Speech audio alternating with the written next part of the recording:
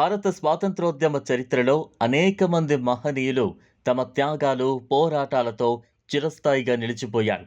అలాంటి మహనీయులలో ఆంధ్రప్రదేశ్కు చెందిన ఆంధ్రరత్న దుగ్గిరాల గోపాలకృష్ణయ్య గారు ఒకరు. చీరాల పేరాల ఉద్యమానికి నాయకత్వం వహించి బ్రిటిషు పాలనకు సవాల్ విసిరిన ఈ మహోన్నత నాయకుడు గొప్ప వక్తగా, కవిగా, గాయకుడిగా, సంఘ సంస్కర్తగా, జాతీయవాదిగా ప్రత్యేక గుర్తింపు పొందారు. నేటి తరానికి ఆయన పేరు అంతగా పరిచయం కాకపోయినా స్వాతంత్ర సమర చరిత్రలో ఆయన స్థానం అత్యంత విశిష్టమైనది.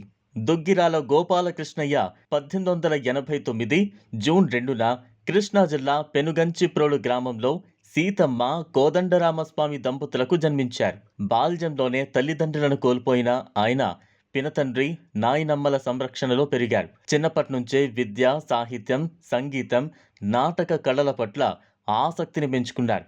విద్యార్థి దశలోనే జాతీయ నాట్య మండలిని స్థాపించి సంగీత, నాటక కార్యక్రమాలు నిర్వహించడం ఆయనలోని నాయకత్వ లక్షణాలకు నిదర్శనం. గుంటూరు కేసరి నడింపల్లి నరసింహారావు సహకారంతో స్కాట్లాండ్లోని ఎడింబరో విశ్వవిద్యాలయంలో ఉన్నత విద్య అభ్యసించి ఎంఏ పట్టా పొందారు. అనంతరం భారతీయ కళా సాంస్కృతిక సంప్రదాయాలపై పరిశోధనలు చేశారు. నందికేశ్వరుని అభినయ దర్పణం గ్రంథాన్ని ఇంగ్లీష్లో ది మిర్రర్ ఆఫ్ జెస్చర్ పేరుతో అనువదించి భారతీయ కళా సంపదను ప్రపంచానికి పరిచయం చేశారు. భారతదేశానికి తిరిగి వచ్చిన తర్వాత ఉపాధ్యాయ వృత్తిలో చేరినప్పటికీ జాతీయ భావాలు ఆయనను స్వాతంత్ర పోరాటం వైపు నడిపించాయి. ఉద్యోగాన్ని త్యజించి స్వాతంత్ర ఉద్యమంలో పూర్తిగా నిమగ్నమయ్యారు. ఈ క్రమంలోనే ఆయన జీవితాన్ని, ఆంధ్రప్రదేశ్ చరిత్రను మార్చిన చీరాల పేరాల ఉద్యమం ప్రారంభమైంది. 1919లో బ్రిటిష్ ప్రభుత్వం గుంటూరు జిల్లాలోని చీరాల, పేరాల గ్రామాలను మున్సిపాలిటీలుగా ప్రకటించి ప్రజలపై భారీ పన్నుల భారం మోపింది. అప్పటి వరకు 4,000 రూపాయలుగా ఉన్న పన్నును ఏకంగా 33,000 రూపాయలకు పెంచింది. ఈ అన్యాయానికి వ్యతిరేకంగా ప్రజలను సంఘటితం చేసిన నాయకుడు దుగ్గిరాల గోపాలకృష్ణయ్య. ఆయన పిలుపుతో ప్రజలు పన్నులు చెల్లించడానికి నిరాకరించారు. సహాయ నిరాకరణ ఉద్యమాన్ని గ్రామ స్థాయిలో విజయవంతంగా అమలు చేసి జాతీయ స్థాయిలో అందరి దృష్టిని ఆకర్షించారు. మహాత్మా గాంధీ సూచన మేరకు 1921 ఏప్రిల్ 25న చీరాల పేరాల ప్రజలు తమ ఇళ్లు, ఆస్తులు, గ్రామాలను వదిలి సామూహికంగా బయటకు వచ్చి కొత్తగా ఏర్పాటు చేసిన రామనగర్లో నివసించడం భారత స్వాతంత్రోద్యమ చరిత్రలో అపూర్వ ఘట్టంగా నిలిచింది. సుమారు 13,500 మందికి పైగా ప్రజలు ఒకే రాత్రిలో గ్రామాలను ఖాళీ చేయడం బ్రిటిషు పాలకులను ఆశ్చర్యానికి గురిచేసింది. ఈ మహాభినిష్క్రమణకు దుగ్గిరాల గోపాలకృష్ణయ్య ప్రేరణ, నాయకత్వం ప్రధాన కారణం.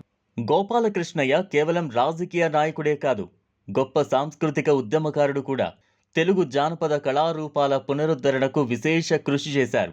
తోలుబొమ్మలాట, బుర్రకథ, జముకుల కథ, వీధి నాటకాలు, గొల్ల కలాపం, కిన్నెర కథల వంటి అనేక జానపద కళలను ప్రోత్సహించి ప్రజల్లో జాతీయ చైతన్యాన్ని పెంపొందించారు. ఆయన నడిపిన సాధన పత్రిక జాతీయ భావాజాల ప్రచారానికి ముఖ్య వేదికగా నిలిచింది. భక్తి, దేశభక్తి రెండింటినీ సమన్వయం చేసిన గోపాలకృష్ణయ్య శ్రీరామదండు అనే స్వచ్ఛంద సేవా బృందాన్ని ఏర్పాటు చేశారు. ఈ బృందం దేశభక్తి గీతాలు, కీర్తనలు పాడుతూ ప్రజల్లో స్వాతంత్ర స్ఫూర్తిని రగిలించింది.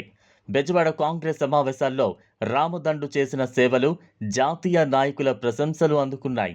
గోపాలకృష్ణయ్య సేవలను గుర్తించి 1921లో గుంటూరులో జరిగిన సభలో ఆయనకు ఆంధ్రరత్న బిరుదు ప్రదానం చేశారు. అయితే ఆయన తన జీవితకాలంలో చీరాల పేరాల ఉద్యమం పూర్తి ఫలితాన్ని చూడలేకపోయారు. కేవలం 40 ఏళ్ల వయసులోనే 1928 జూన్ 10న పరమపదించారు.